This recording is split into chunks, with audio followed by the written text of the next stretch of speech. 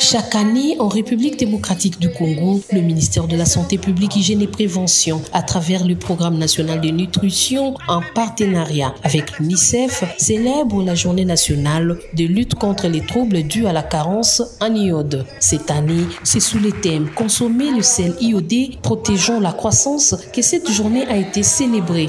Le docteur Bruno Kosangu, chef de section nutrition au Pronanut, a renseigné sur cette célébration. Il y a eu un effort conséquent qui a été fait.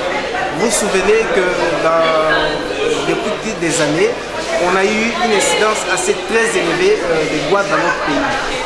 À travers le programme d'iodation universelle de sel qu'a adopté le pays, nous avons résolu, pour ne pas dire vaincre les troubles dus à la carence en iode, mais nous avons essayé de réduire très sensiblement l'incidence de boîtes dans notre pays grâce à la consommation du sel iodé. Et ce que nous pouvons retenir, c'est que continuons à consommer du sel iodé pour éviter de tomber dans la carence en iode et développer les goitres, les crétinismes et toutes les conséquences qui sont liées à la carence en iode. C'est dans ce cadre que cette journée de sensibilisation a été ainsi organisée ce 28 octobre 2023 à l'intention des étudiants de la faculté de médecine de l'Université protestante du Congo. Au cours de cette séance, les étudiants ont été outillés sur les sujets du jour à travers une démonstration de tests en iode. Les avantages liés à la consommation de sel iodé ont été également communiqués, séance tenante. Le docteur Animi Télési, administratrice chargée de nutrition au sein de l'UNICEF, a expliqué ses choix portés aux étudiants en médecine. Ils ne connaissent pas qu'il existe aussi des troubles liés à la carence en iode, ils ne pourront pas les résoudre. Et à côté de ça, c'était pour donner aussi essayer un peu de sensibiliser les étudiants à ce qui concerne la consommation des sels iodés.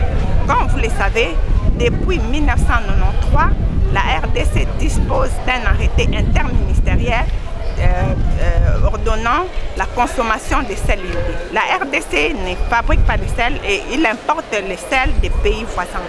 Et donc, raison pour laquelle je pense que la sensibilisation, non seulement à côté des étudiants, il y a la sensibilisation qui se fait aussi auprès des opérateurs économiques pour qu'ils fassent entrer le sel qui est iodé et pour permettre à nos populations de consommer les bienfaits de l'iode contenu dans le sel.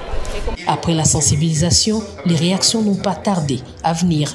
J'ai compris que le manque d'iode ou la carence en iode peut provoquer plusieurs maladies, notamment déjà aussi chez les fœtus comme chez les adultes. Ça peut provoquer déjà des morts-nés et beaucoup d'autres maladies.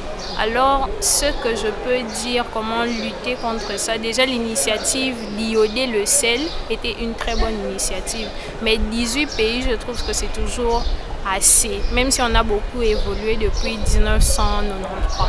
Mais à part ça, je trouve qu'on devrait trouver d'autres initiatives pour que nous puissions encore diminuer le nombre de pays qui subissent cette carence en iode.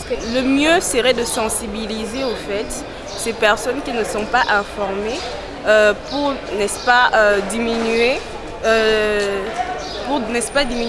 nombre de personnes en carence d'iode, pour sensibiliser, parce que je me dis que c'est l'information qui pourrait sauver les autres. Si les gens, s'il y a carence d'iode, il y a des personnes qui ont des carences d'iode, c'est suite au manque d'information. Et je pense que cette information pourrait aider plusieurs. Il s'est de rappeler que le goitre, le crétinisme irréversible, les avortements spontanés, le faible poids des naissances, le décès à bas âge, l'infirmité, à savoir sourd-muet et les malformations congénitales figurent sur la liste des troubles dus à la carence en iode.